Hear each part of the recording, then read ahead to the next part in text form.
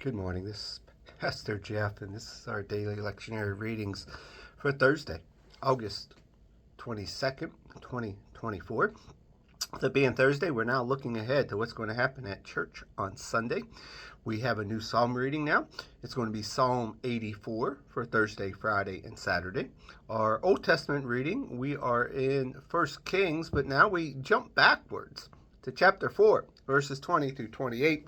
And then our New Testament reading comes from 1 Thessalonians chapter 5, verses 1 through 11. And I think we are going to be in the message today as we take a look at Psalm 84. What a beautiful home, God of angel armies. I've always longed to live in a place like this, always dreamed of a room in your house where I could sing for joy to God alive. Birds find nooks and crannies in your house. Sparrows and swallows make nests there. They lay their eggs and raise their young, singing their songs in the place where we worship. God of angel armies, King, God, how blessed they are to live and sing there. And how blessed are those who you live, whose lives become roads you travel. They wind through lonesome valleys, come upon brooks, discover cool springs and pools brimming with rain. God traveled these roads, curve up the mountains, and at last turn Zion, God in full view. God of the angel armies, listen. Oh God of Jacob, open your ears. I'm praying. Look at our shields glistening in the sun, our faces shining with your gracious anointing. One day spent in your house, this beautiful place of worship, beats thousands spent on the Greek island beaches. I'd rather scrub floors in the house of my God than be honored as a guest in the palace of sin. All sunshine and sovereign is God, generous in gifts and glory. He doesn't skip with the travel companions. It's smooth sailing all the way with God of the angel armies.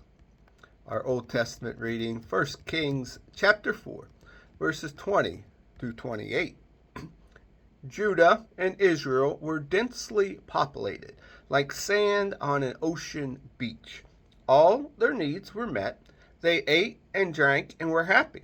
Solomon was sovereign over all the kingdoms, from the river Euphrates in the east to the country of the Philistines in the west, all the way to the border of Egypt.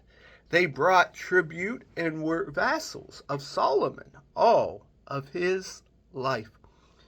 One day's food supply for Solomon's household was 185 bushels of fine flour, 375 bushels of meal, 10 grain-fed cattle, 20 range cattle, 100 sheep, and miscellaneous deer, gazelles, roebucks, and choice fowl.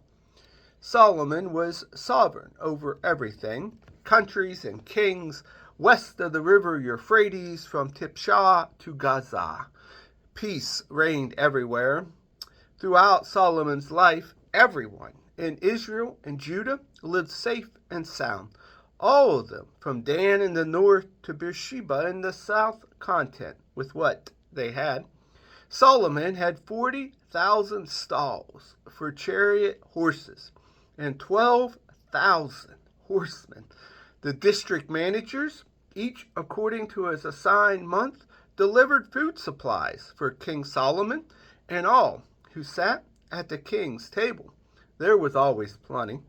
They also brought to the designated place the assigned quota of barley and straw for the horses.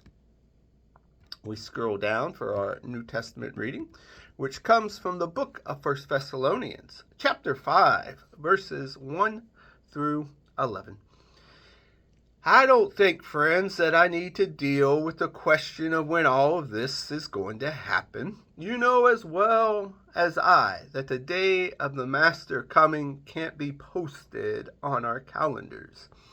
He won't call ahead and make an appointment any more than a burglar would.